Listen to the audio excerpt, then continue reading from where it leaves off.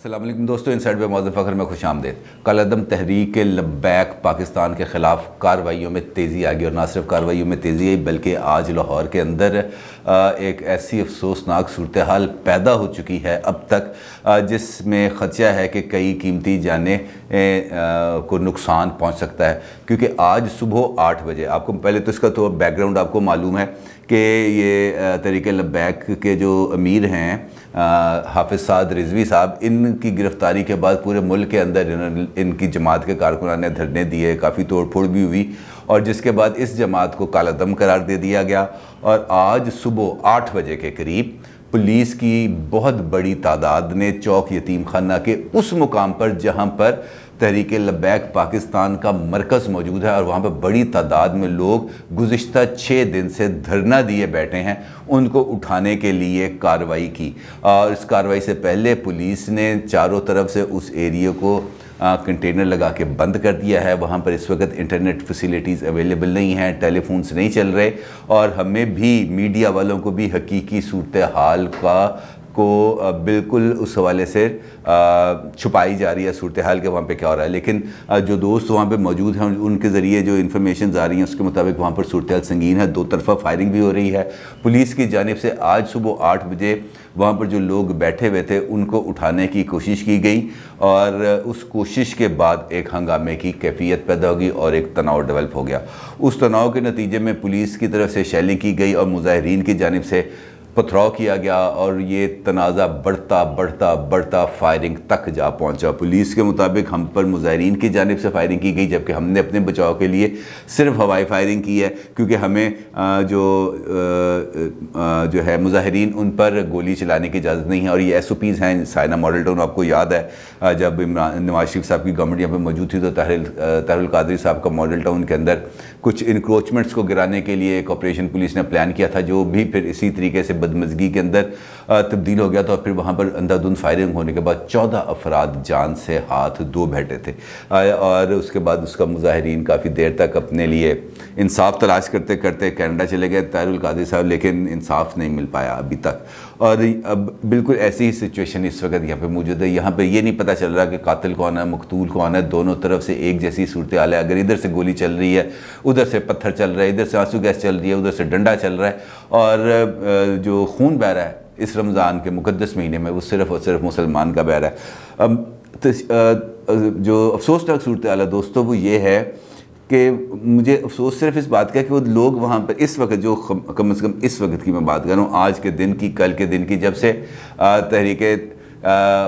جو ہے لبیک کو کالعدم تنظیم قرار دیا گیا تھا، تو اس کے بعد سے کم از کم لاہور کی حد تک جو میں نے دیکھا یہاں پر کسی قسم کی کوئی ایسا پرابلم کریٹ نہیں تھا۔ ٹریفک مسلسل چل رہی تھی، ماں سوائے یہ چوک یتیم خانہ، کیونکہ وہ ان کا مرکز ہے تحریک لبیک کا، وہاں پر لوگ موجود تھے، وہاں پر انہوں نے لاؤڈ سپیکر لگائے ہوئے تھے، دریاں بچھائی ہوئی تھیں، وہاں پہ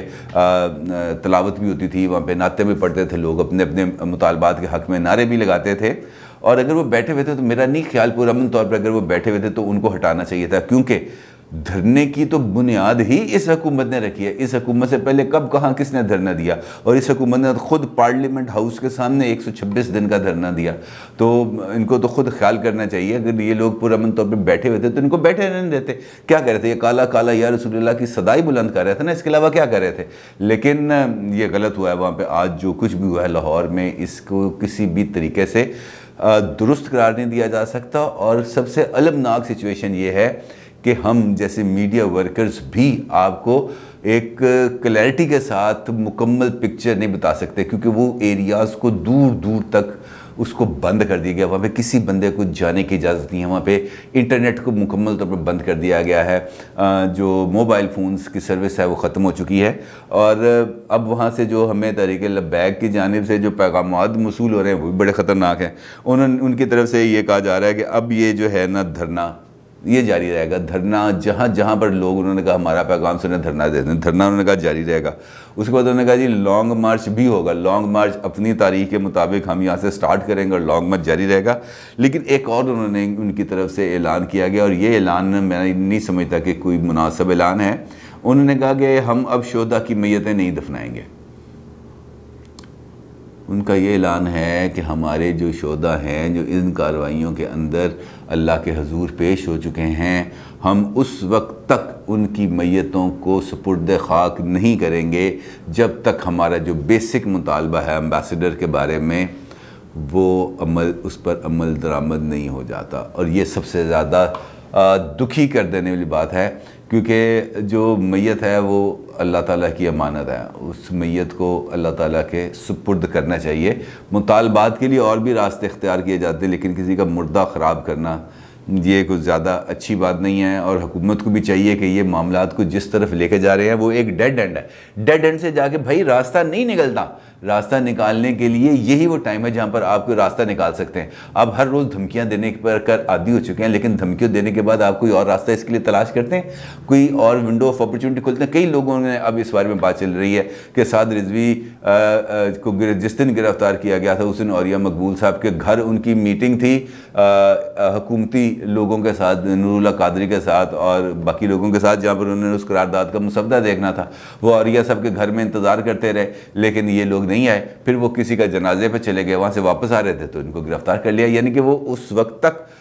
مذاکرات کے وہ حامی تھے، یہ تحریک لبیک کے لوگوں کا کہنا ہے، لیکن ابھی تک یہ معاملہ جاری ہے۔ مثلا کل حکومت نے کیا کیا، سعد رضوی صاحب کا نام 4 شیڈول میں شامل کر لیا، اور یعنی کہ اب وہ مشتبہ دہشت گردوں کی فہرست میں سعد رضوی صاحب کا نام نہ صرف شامل کیا ہے، ان کا پاسپورٹ کو بھی ضبط کر لیا گیا اور ان کے شناختی کارڈ کو بلاک کر دیا، نوٹیفیکیشن جاری ہو گیا۔ 4 شیڈول میں اب چونکہ شامل ہو چکے ہیں تو لہٰذا ان پر اب یہ پابندی ہوگی کہ وہ اپنے آنے جانے کے حوالے سے تمام اپنی جو سرگرمیاں ہیں وہ